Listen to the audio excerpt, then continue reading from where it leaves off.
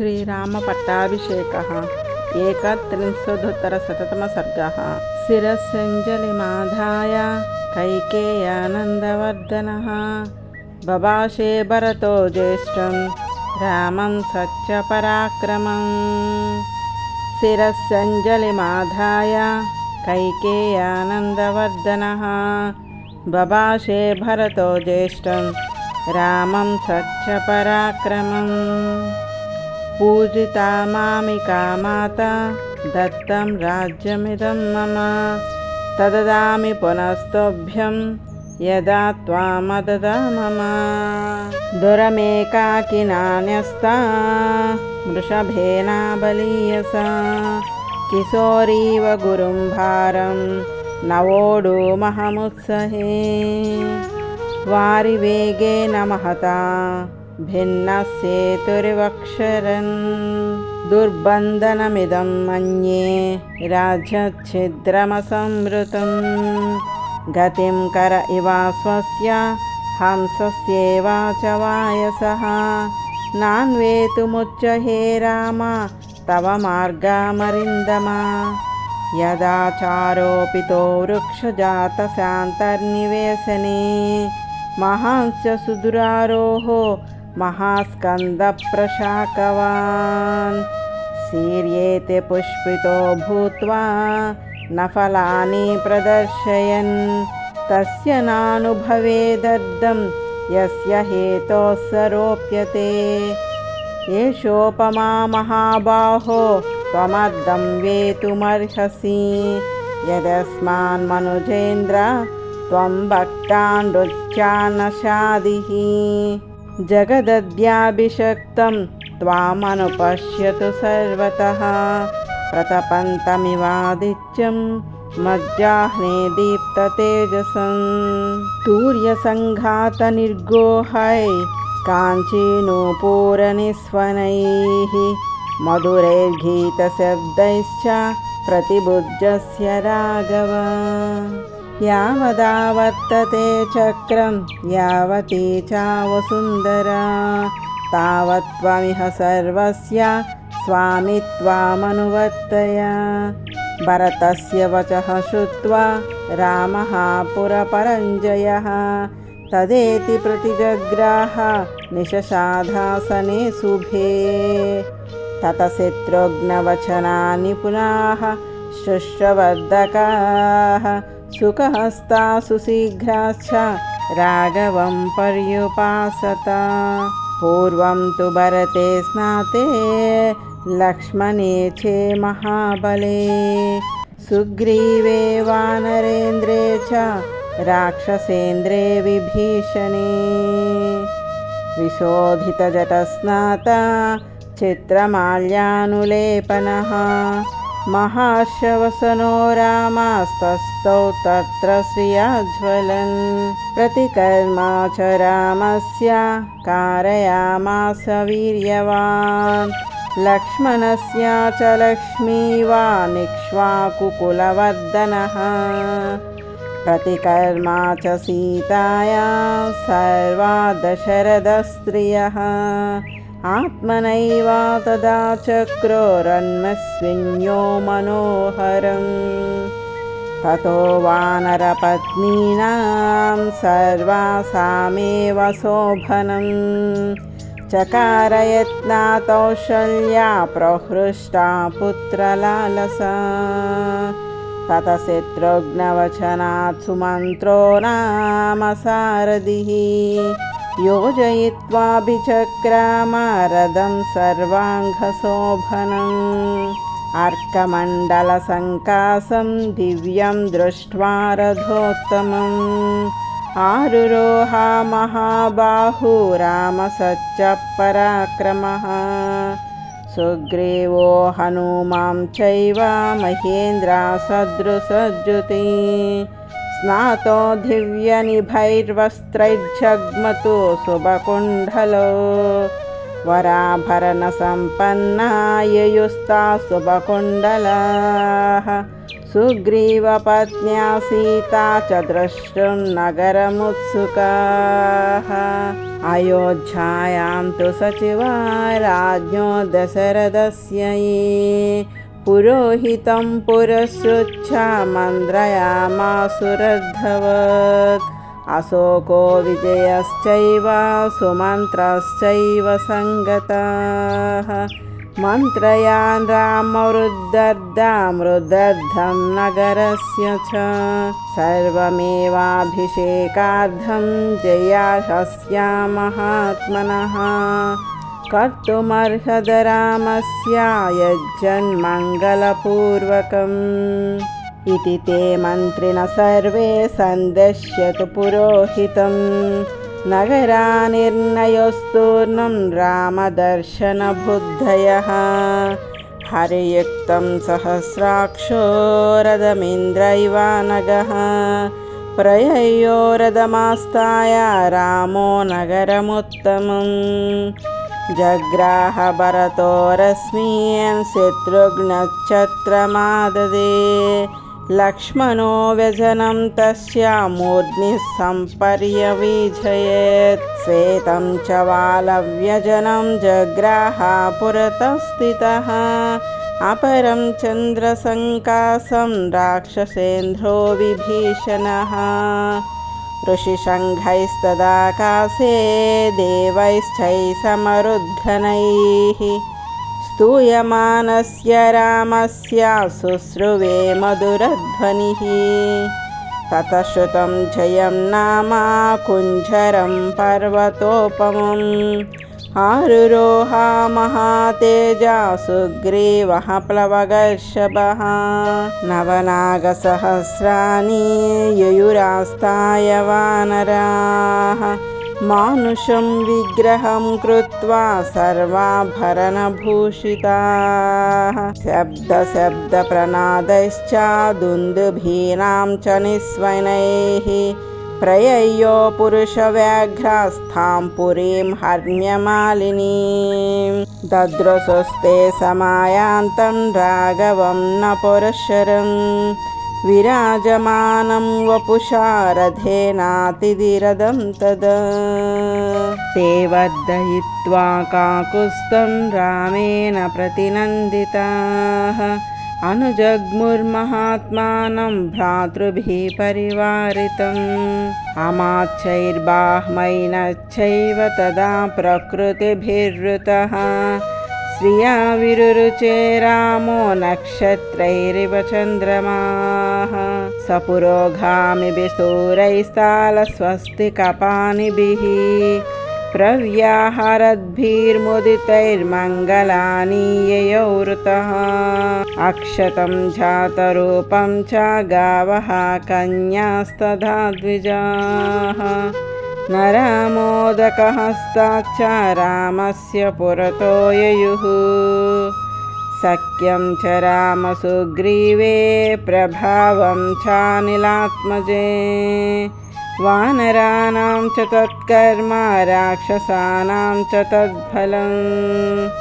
विभीषणस्य संयोगमाचचक्षे च मन्त्रिणाम् श्रुत्वा तु विस्मयं जग्मुरयोध्यापुरवासिनः द्युतिमाने तदाख्याय रामो वानरसंवृतः हृष्टपुष्टजनाकीर्णमयोध्यां प्रविवेशः ततो ह्यभ्रच्छयन् पौराः पताकास्ते गृहे गृहे ऐक्ष्वाकुद्धुषितं रम्यामास साधा पितृगृहम् अधा ब्रवीद्राजसुतो भरतं धर्मिणां वरम् अद्योपहितया वाचा मधुरं रघुनन्दनः पितुर्भवनमासाद्य प्रविश्य च महात्मनः कौसल्यां च सुमित्रां च कैकेयीमभिवाज्य च यचमद्भवनं श्रेष्ठं साशोकवनिकं महत् मुक्तवैढूर्यसङ्कीर्णं सुग्रीवाय निवेदय तस्य तद्वचनं श्रुत्वा भरतसच्छा विक्रमः पाणौ गृहीत्वा सुग्रीवं प्रविवेशातमालयम् ततस्तैलप्रदीपांश्च पर्याङ्कास्तरणानि च गृहीत्वा विवसुः क्षिप्रं शत्रुघ्नेन प्रचोदिताः उवाच च महातेज सुग्रीवं राघवानुजः अभिषेकाय रामस्य दूतानाज्ञापय प्रभो सौर्णान् वानरेन्द्राणां चतुर्णां चतुरो घटान् ददौ क्षिप्रं स सुग्रीवा सर्वरत्नविभूषितान् यदा प्रत्यूषसमये चतुर्णां सागराम्भसां पूर्णैर्घटैः प्रतीक्षध्वं तदा कुरुत वानराः एवमुक्त्वा महात्मानो वानरा वारणोपमाः उत्पेतुर्गगनं शीघ्रं गरुडायव शीघ्रगाः जाम्बवान् च हनुमान् च वेगदर्शी च वानरः वृषभैश्चैव कलशान् झालपूर्णानधानयन् नदीशतानां पञ्चानां जलं कुम्भेषु चाहरन् पूर्वात् समुद्रात् कलशं जलपूर्णमधानयत् चुषेण सर्पसम्पन्ना सर्वरत्नविभूषितं वृषभो दक्षिणात् पूर्णं समुद्राजलमाहरत् रक्तचन्दनशेखाभिः संवृतं काञ्चनं घटं गवयः पश्चिमात् तोयामाजहारा महार्णवात् रत्नकुम्भेव महता सीतं मारुतविक्रमः उत्तराच्छाजलं शीघ्रं गरुडानिलविक्रमः आजहारा सधर्मात्मा नलसर्वागुणान्वितः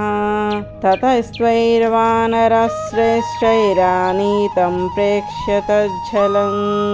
आजहारा सधर्मात्मा नलसर्वागुणान्वितः ततस्त्वैर्वानरश्रेष्ठैरानीतं प्रेक्ष्य तज्जलम् अभिषेकाय रामस्य शत्रुघ्नैः सचिवैः सह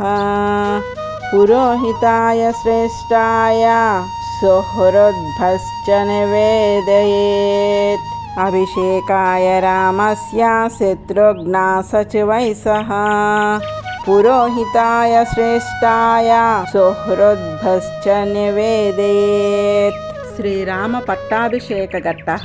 ततः प्रयतो वृद्धो वसिष्ठो ब्राह्मणैः सह रामं रत्नमये पीठे सह सीतं न्यवेशयेत् ततः प्रयतो वृद्धो वसिष्ठो ब्राह्मणैः सह रामं रत्नमये पीठे सह सीतं न्यवेशयेत् वसिष्ठो वामदेवश्च जाबालीरथकाश्यपः कात्यायनासुयज्ञश्च गौतमो विजयस्तदा अभ्यशञ्चेन्नरव्याघ्रं प्रसन्नेन सुगन्धिना सलिलेन सहस्राक्षं वसवो वासवं यथा ऋत्विग्भिर्ब्राह्मणैः पूर्वं कन्याभिर्मन्त्रिभिस्तदा योधैश्च वाभ्यषिञ्चिस्ते सम्प्रहृष्टासनैगमैः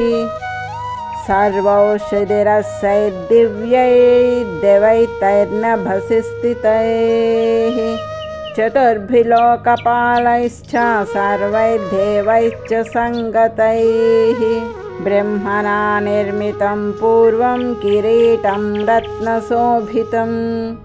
अभिषक्तः पुरा येन मनुस्तं दीप्ततेजसं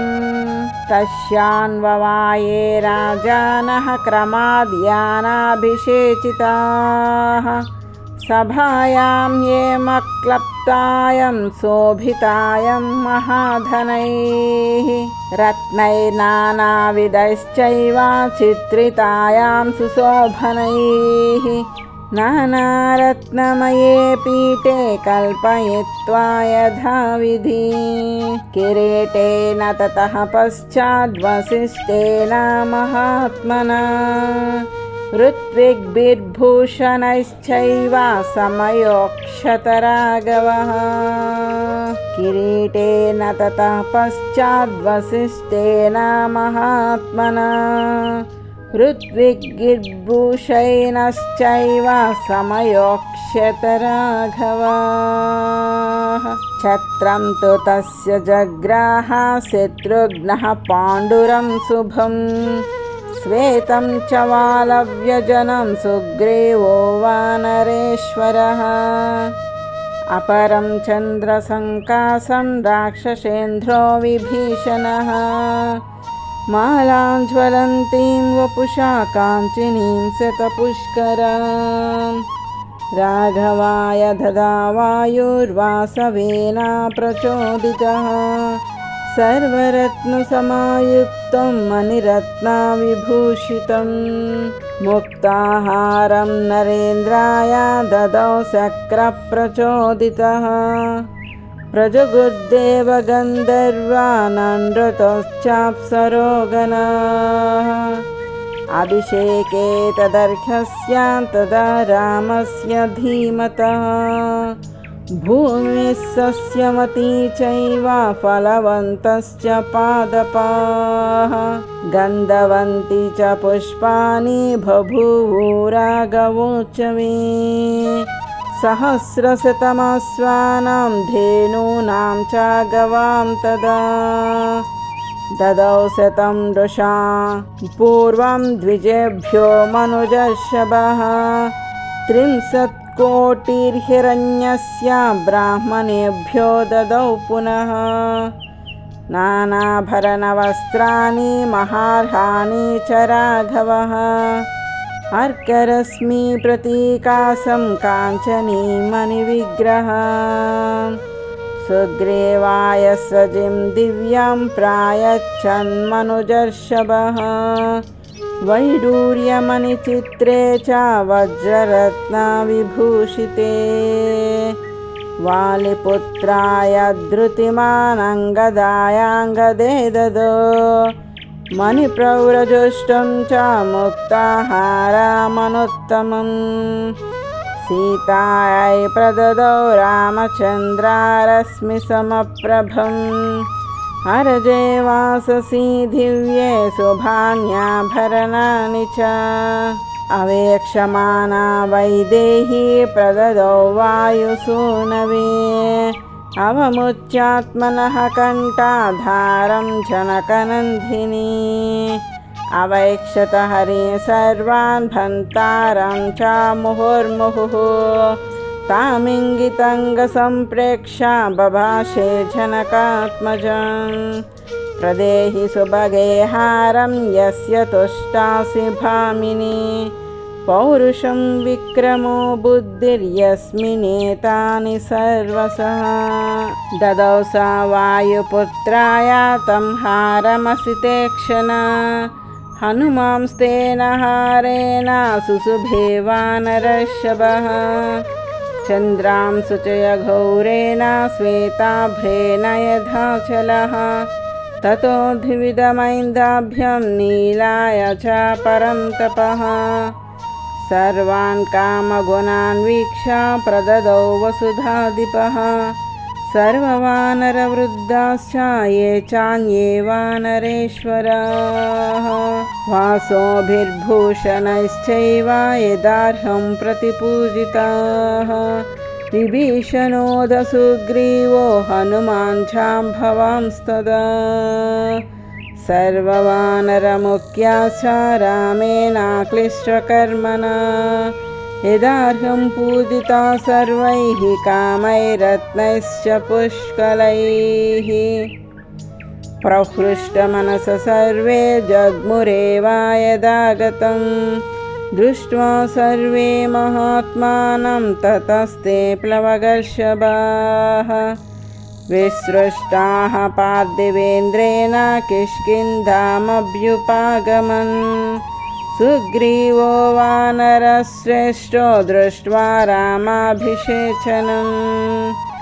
लब्ध्वा कुलधनं राजा लङ्कां प्रायाद्विभीषणः स राज्यमखिलं सनिहतारिर्महायसाः राघवः परमोदारा स्म सा परया मुदा उवाच लक्ष्मणं रामो धर्मज्ञं धर्मवत्सलम् अतिष्ठधर्मज्ञा मया सहे मां घां पूर्वराजा दूषितां फलेन तुल्यं मया त्वं पितृभिर्वृता यातां यौवराज्ये दुरमुद्वहस्व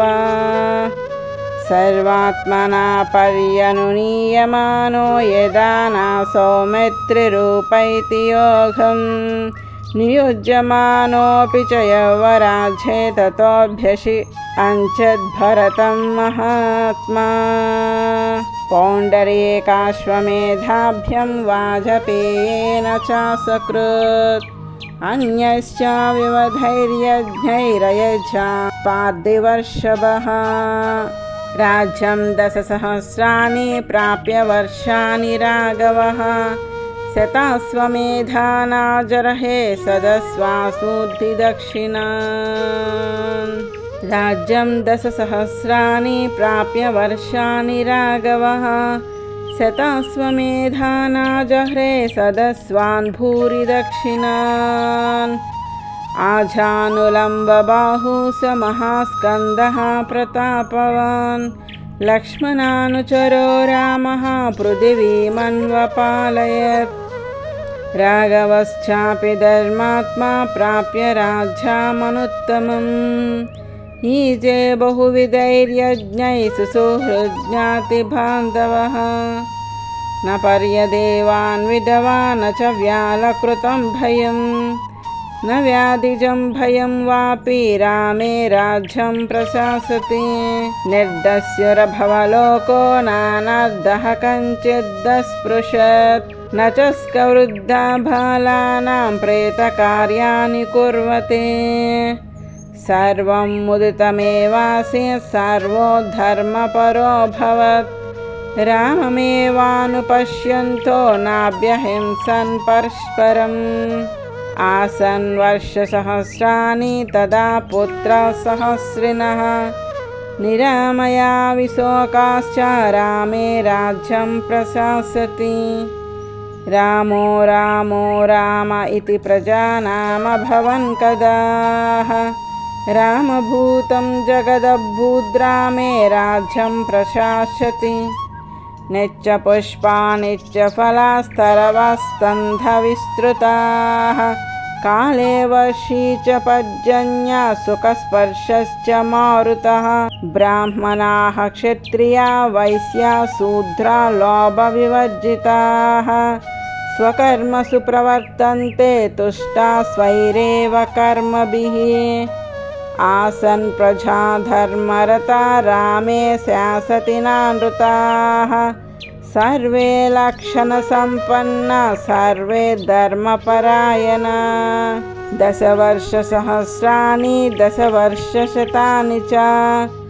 भ्रातृभिः सहितः श्रीमान् रामो राज्यमकारयत् दशवर्षसहस्राणि दशवर्षशतानि च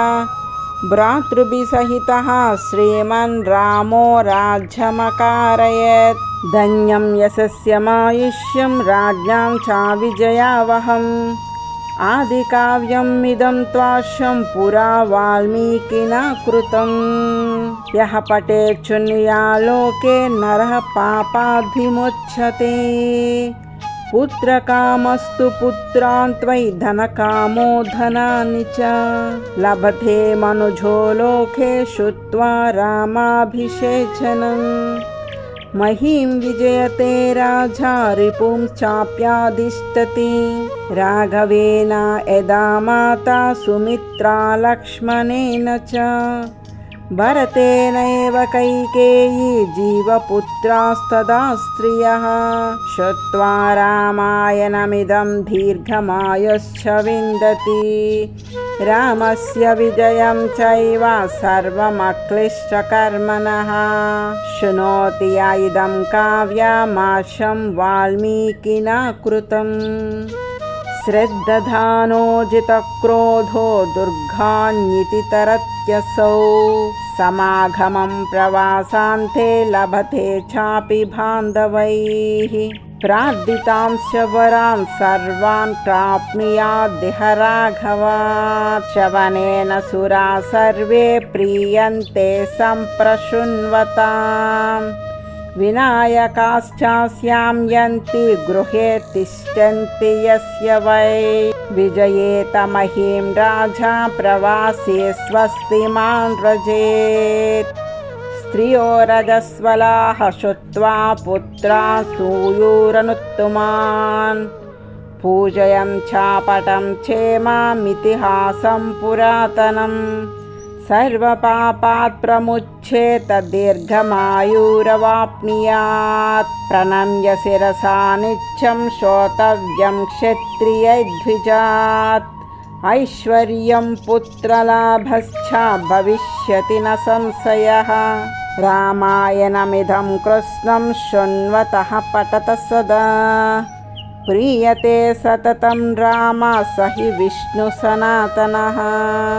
आदिदेवो महाबाहुर्हरिर्नारायणः प्रभुः कुटुम्बवृद्धिं धनधान्यवृद्धिं श्रेयश्च मुख्या सुखमुत्तमं च श्रुत्वा शुभं काव्यमिदं महाद्धं प्राप्नोति सर्वां भुवि चार्धिसिद्धिम् आयुष्यामारोग्यकरं यशस्यं सौभ्रातृकं बुद्धिकरं सुखं च श्रोतव्यमेतनियमेन सद्भिराख्यानमोजस्करमृद्धिकामहैः एवमेतत्पुरावृत्तमाख्यानं भद्रमस्तु वः प्रव्याहरत विश्रब्धं फलं विष्णोः प्रवर्तताम् फलं विष्णोः प्रवर्तताम् देवाश्च सर्वे तुष्यन्ति श्रवणाद्ग्रहणात् तदा रामायणस्य श्रवणात् तुष्यन्ति पितरस्तदा भक्त्या रामस्य ये चेमं संहितां ऋषिणा कृताम् लेखयन्तीह च नरास्तेषां वासस्त्रिविष्टपे। इत्याशे श्रीमद्रामायणे आदिकाव्ये वाल्मीकिये चतुर्विंशतिसहस्रिकायां संहितायां श्रीमद्युद्धकाण्डे श्रीरामपट्टाभिषेको नाम 31-उत्तरशततमः सर्गः। श्रीरामचन्द्रश्रितपारिजातः समस्तकल्याणगुणाभिरामा सीतामुकाम्भोरुह चञ्चरीको निरन्तरं मङ्गलनोतनोतु।